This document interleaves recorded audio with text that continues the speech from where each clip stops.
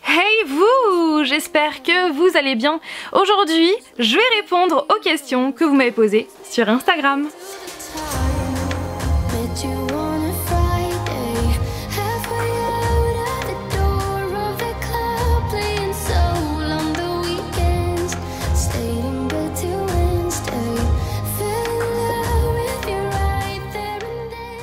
Vous avez été très nombreux à participer, donc du coup je ne vais pas forcément répondre à toutes vos questions, mais sachez que je vous remercie vraiment d'avoir pris la peine de me poser toutes ces questions. Sur ce, je commence avec la première. Comment tu vas en ce moment? Alors merci à toi d'avoir posé la question. Alors comment je vais? Eh bien je vais bien. Ouais, je vais bien, clairement je vais bien, je suis vraiment hyper heureuse dans ma vie, je suis hyper contente, voilà, je vais très très bien, je touche du bois pour que cela dure, n'est-ce pas? Après bien sûr ça irait encore mieux si on n'était pas dans cette foutue période de pandémie qui dure quand même depuis 1 an. Bon en même temps j'ai envie de vous dire, des fois j'ai l'impression que ça fait beaucoup plus que cela, j'ai l'impression que ça fait une éternité que ça dure tellement c'est long, c'est hyper long. Mais si je mets ça de côté, clairement oui je vais bien, je suis hyper contente, voilà, je suis hyper bien dans ma vie, j'ai envie de dire. Et vous? Comment allez-vous? J'ai vraiment envie de savoir comment vous allez en cette période en ce moment. Vos futurs projets, voyages, collections, etc. Donc c'est Fun Collection qui m'a posé cette question. Je vous conseille très fortement de suivre ce compte Instagram que je vous mettrai en barre d'informations si vous êtes fan de pop, des films Disney, d'autres films également. Si vous adorez participer à des sondages, clairement je vous conseille très fortement de suivre son compte Instagram. En termes de projets personnels, nous avons toujours notre projet maison qui est toujours en cours, qui avance vraiment plutôt très bien, j'ai envie de dire. D'ailleurs il faut absolument que je vous fasse des updates sur mon autre compte Instagram Fancy House, où je vous montre nos aventures maisonnesques, n'est-ce pas, nos aventures de rénovation de notre future maison. Donc c'est vraiment en cours et clairement on avance plutôt bien et on est vraiment content de tout ça. Avec Flavien nous avons des projets professionnels que je ne vais pas rentrer dans les détails parce que de toute façon ça n'a pas de rapport avec YouTube, mais ouais on a des projets professionnels qui devraient se mettre en place cette année. Pour ma part, j'ai le projet d'auto-éditer mon roman, ça va très prochainement... Voilà, il va très prochainement sortir. D'ailleurs j'ai une question à ce sujet, donc je ne vais pas vous en dire plus pour le moment. Patience dans quelques minutes. Ensuite nous avons également des projets voyage bien évidemment, puisque voilà, on a toujours envie de voyager, mais à cause de cette foutue pandémie, tout ça c'est en stand-by depuis... La dernière fois qu'on a voyagé c'était en septembre 2019, donc ouais, sachant qu'on devait partir, on voulait partir en Norvège l'année dernière au mois de mars, ça n'a pas pu, avec le confinement tout ça on n'a pas pu, et on devait retourner aux États-Unis faire un road trip dans le nord-ouest des États-Unis avec le sud-ouest du Canada. Je pense que ce road trip est plutôt compromis à l'heure actuelle. En tout cas pour cette année, je pense qu'on le fera plutôt l'année prochaine. Pareil, on voulait faire un voyage à New York en famille, voilà, pour faire découvrir New York à ma famille. Mais clairement, ça a l'air plutôt compromis encore une fois, donc on verra ça plutôt l'année prochaine. Et sinon, je pense que cette année, on va plutôt voyager en France, voire peut-être même en Europe. On croise les doigts pour la Norvège, n'est-ce pas? Après bien sûr tout ça sera en fonction des directives gouvernementales, en fonction des couvre-feux, du confinement, tout ça, donc ça sera à prendre en compte. Mais en tout cas ouais, on a ces petits projets de découvrir un petit peu plus la France et aussi pourquoi pas l'Europe. Mais ça on verra bien. Après tout ça bien sûr c'est que au stade de projet bien évidemment. Et puis en termes de collection, bien évidemment c'est de continuer notre collection pop. J'ai trop plein de pop que j'aimerais trop avoir, vraiment j'ai une wishlist. D'ailleurs si vous voulez une vidéo wishlist de toutes les pop que j'aimerais avoir, n'hésitez pas à me le dire là, pourquoi je fais ça je ne sais pas. N'hésitez pas à me le dire en commentaire et je ferai avec plaisir cette vidéo. Donc voilà pour tous les petits projets. Après je pense que j'en ai oublié, mais disons que c'est les plus importants. Est-ce que vous avez fixé une date approximative pour l'emménagement? Bisous! Bisous à toi ma belle. Donc la date approximative serait fin d'année 2021. Après on n'a pas de date précise, mais en tout cas ouais, je pense que la maison sera prête à la fin de l'année. On aurait pu faire plus tôt sincèrement, mais on a vraiment envie de faire des choses bien, de prendre notre temps. On n'a pas non plus envie de faire les choses vite et de se rendre compte une fois installé que finalement il y a des malfaçons, des choses qu'on aurait dû faire différemment.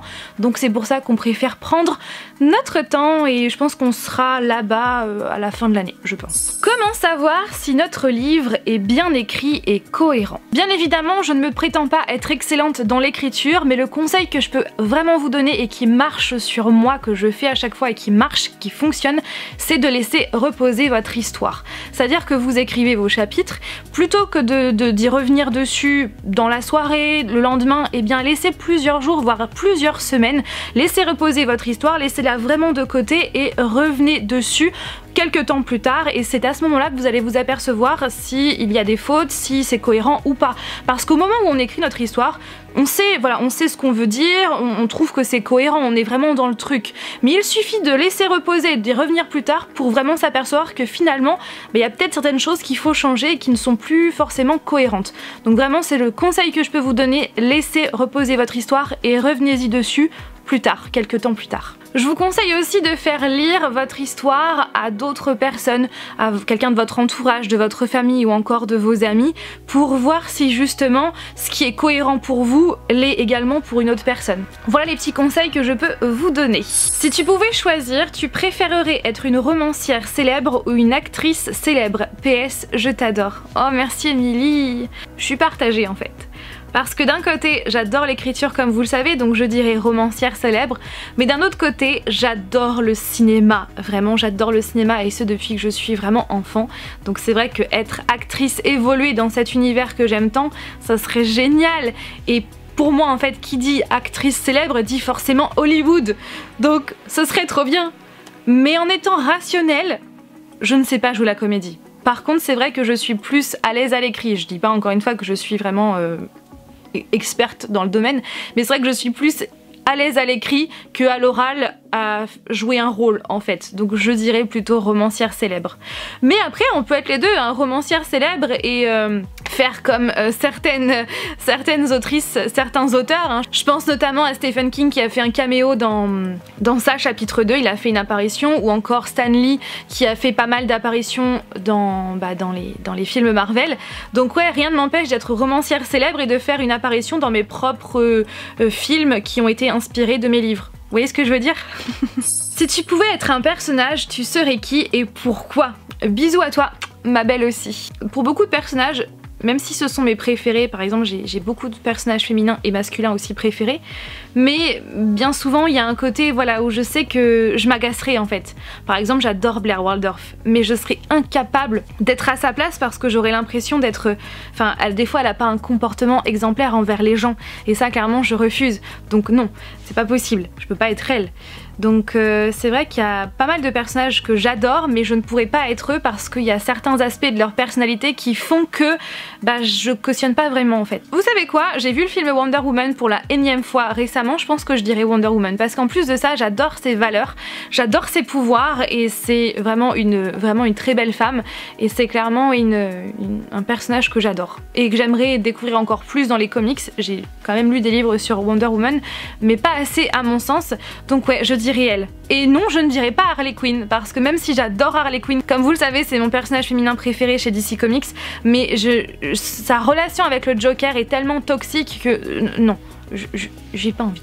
Que penses-tu de la série Buffy contre les vampires? J'adore. Si vous me suivez sur la chaîne depuis quelques temps, je vous en avais parlé dans cette vidéo là des séries de mon enfance / adolescence. Buffy contre les vampires en fait partie. Et d'ailleurs, petite chose que je crois ne jamais vous avoir dit, je n'aime pas la fin de Buffy contre les vampires. Ouais, je n'aime pas. D'ailleurs, je suis retombée sur cette fin récemment et je n'aime pas le dernier épisode. Pour moi, c'est pas possible d'envisager ça en fait. Et c'est vrai que j'ai été pas mal frustrée après cette fin. DC Comics ou Marvel? Comme vous le savez, j'adore ces deux univers, mais si je devais choisir, parce que oui là je dois choisir, je vais dire DC Comics. Parce que les DC Comics, donc notamment Batman a été le premier super héros que j'ai découvert. Je devais avoir 2-3 ans et ça a été vraiment le tout premier. Et puis après il y a eu Superman, Wonder Woman que j'ai commencé à regarder à la télé en dessin animé, et puis j'ai découvert le Joker, et puis voilà, donc ça a été vraiment le premier univers que j'ai découvert en termes de super héros. Les Marvel sont, pour ma part, je les ai découverts un petit peu plus tard. Donc ouais, pour cette raison je dirais DC Comics. Mais j'adore aussi Marvel, hein, on est d'accord. Comment fais-tu pour réussir à concilier tes occupations et ta vie de jeune maman? Des bisous. Des bisous à toi aussi Charlène. Alors comment je fais? Eh bien je dois vous avouer qu'il y a encore quelques semaines, je vous aurais dit bah non, je n'y arrive pas. Enfin il y a des jours où j'y arrive et des jours où je n'y arrive pas. D'ailleurs c'est pour cette raison qu'il n'y a pas eu de vidéo certains dimanches il y a quelques temps, parce que à chaque fois soit j'arrivais pas à tenir le rythme, ou alors je n'avais pas fait de montage, ou la vidéo n'était pas encore tournée, enfin bref. C'est pour toutes ces raisons. Je vous l'avais d'ailleurs dit sur Instagram comme quoi ce rythme de vidéo commençait à ne plus être comment dire, stable. Et puis depuis quelques semaines je dois vous avouer que j'ai réussi à trouver une organisation plutôt équilibrée entre ma vie personnelle, mon chéri, mon petit garçon, ma famille, avec aussi ma vie professionnelle, YouTube également, mon roman aussi que je suis en train de fignoler pour pouvoir le sortir prochainement, également aussi toutes mes occupations entre lire des livres, regarder des séries, des films pour mon plaisir personnel mais aussi pour alimenter la chaîne. Donc c'est vrai que j'ai réussi à trouver un équilibre parmi tout ça et j'arrive plutôt à m'organiser. Donc peut-être que je vous ferai une vidéo sur le sujet. Est-ce que vous voulez d'ailleurs une vidéo organisation, comment j'arrive à gérer ma vie de jeune maman avec toutes mes autres occupations, tout ce que j'ai dans ma vie en fait. Donc si vous avez envie de voir une vidéo comme ça sur la chaîne et où je vous explique comment je fais, n'hésitez pas à me le dire en commentaire si vous voulez cette vidéo. Comment est Flavien avec Alec? A-t-il eu peur au début? Alors je pense comme tout parent, tout jeune parent en devenir, eh bien autant lui que moi on a eu peur. Ouais. Parce que peur de faire mal les choses, et puis voilà, de toujours stresser parce que voilà, pourquoi notre bébé est comme ça, pourquoi ceci, pourquoi cela, est-ce qu'on fait bien les choses? Donc c'est vrai qu'on se pose un milliard de questions. Quand on est jeune parent, on a la joie d'avoir un bébé, d'avoir notre premier bébé, enfin c'est juste incroyable la sensation, les sentiments qu'on a envers ce petit être. Et puis accompagné de ce merveilleux cadeau, nous avons un cadeau gratuit nommé angoisse et stress. Voilà un autre package compris avec la naissance du bébé qui fait qu'on est souvent stressé, souvent angoissé, surtout que moi je suis stressée de nature, donc je stresse pour un rien j'ai envie de dire. Flavien c'est vrai que lui il stresse beaucoup moins j'ai envie de dire. Mais sinon par rapport à la question, je pense que oui il a eu peur, enfin c'est pas je pense, j'en ai discuté avec lui et oui au début comme tout jeune parent il a eu peur de mal faire les choses et franchement Flavien est un papa incroyable. Surtout que Flavien a dû s'occuper de Alec tout seul dès le début, bon bien sûr avec les sages-femmes, mais moi je ne pouvais pas être là étant donné que j'ai eu une césarienne et toutes les femmes qui ont eu une césarienne savent de quoi je parle. Les premiers, j'ai pas pu assister aux premières heures de vie de Alec, je n'ai pas pu être à son chevet les premiers jours, tout simplement. Bon bien sûr j'étais à son chevet si, mais je n'ai pas pu m'occuper de lui comme j'aurais aimé, étant donné que ma sirène me faisait trop mal, je devais me déplacer en fauteuil roulant, j'arrivais pas à me mettre debout, il y a plein de choses que je pouvais pas faire, en plus j'ai eu un énorme hématome à ma cicatrice. Donc bref, je vous épargne les détails, donc c'est vrai que je n'ai pas pu être là comme j'aurais aimé auprès d'Alec, et c'est Flavien qui a toujours été là, qui s'est occupé à merveille et qui s'occupe toujours à merveille de notre petit garçon. Donc clairement ouais, dès le début il a été dans le bain comme ça, tout de suite, tout seul en plus, et clairement ouais c'est vraiment un super papa. Penses-tu un jour faire une vidéo qui parle de ta grossesse? Alors j'y ai pensé, il fut un temps, étant donné que ma grossesse n'a pas été une grossesse très simple, très facile, et c'est vrai qu'à un moment donné je me suis dit ouais ça serait pas mal de faire une vidéo, pas pour que vous me preniez en pitié parce que c'est vrai que il s'est pas passé des choses géniales pendant ma grossesse, mais surtout pour vous donner mon vécu et puis vous parler aussi de la prééclampsie qui à mon sens n'est pas assez connue. C'est une maladie de femme enceinte qui n'est pas assez connue et qui voilà, j'aimerais vous donner mon expérience voilà, vis-à-vis de la grossesse. Donc peut-être qu'un jour je ferai cette vidéo. Après bien sûr ce serait une vidéo vraiment hors série, ça serait la seule et unique, mais je sais pas. je sais pas, je me tâte encore, ou après peut-être la faire en IGTV, j'en sais rien, on verra. Parle-nous de ton livre, j'ai trop hâte de le lire. Oh, c'est trop gentil! Je sais que vous êtes beaucoup à l'attendre et sachez que ça me fait extrêmement plaisir. Vous êtes assez nombreuses et nombreux à m'en parler assez régulièrement et ouais, ça me fait trop plaisir. Alors actuellement, je suis dans la dernière ligne droite et je vais essayer de tout faire pour qu'il sorte au mois d'avril sur Amazon et ailleurs. De toute façon, ne vous inquiétez pas, je vous en parlerai très prochainement. Allez, je vais être gentille avec vous. Je vais vous montrer la couverture de mon roman. Tadam! Voilà la couverture de Marqué, le premier tome, Le pouvoir de l'encre, qui va donc sortir au mois d'avril. Je vais essayer de tout faire pour qu'il sorte au mois d'avril et je suis tellement contente de cette couverture que j'aime trop, qui a été réalisée par Caroline Mertz, qui est autrice et graphiste, qui a notamment écrit Promised to Lucifer ou encore Devil's Eyes. Je tiens vraiment à te remercier ma belle pour ton talent, pour ton travail et pour ta patience aussi avec moi. Voilà, et j'aime trop, je sais pas ce que vous en pensez mais j'ai trop hâte de voir vos avis. Quelle vidéo regardes-tu sur YouTube, tes youtubeurs préférés? Est-ce que ça vous dirait que j'en fasse une vidéo entière? Ouais, entièrement dédiée au contenu que je regarde sur YouTube, sachant que je regarde beaucoup de contenu sur YouTube et c'est vrai qu'il y a pas mal de chaînes qui ne sont pas forcément connues que je regarde et j'aimerais vous en parler. Donc est-ce que ça vous dit cette vidéo? Dites-le moi en commentaire. Oh, vous avez beaucoup de choses à me dire en commentaire, hein. Voilà tout le monde pour mes réponses. J'espère que cette vidéo vous a plu. N'hésitez pas à réagir en commentaire, en plus de me dire si vous voulez voir telle ou telle vidéo sur ma chaîne. Je vous fais tout plein de bisous et je vous dis à mercredi prochain pour une nouvelle vidéo.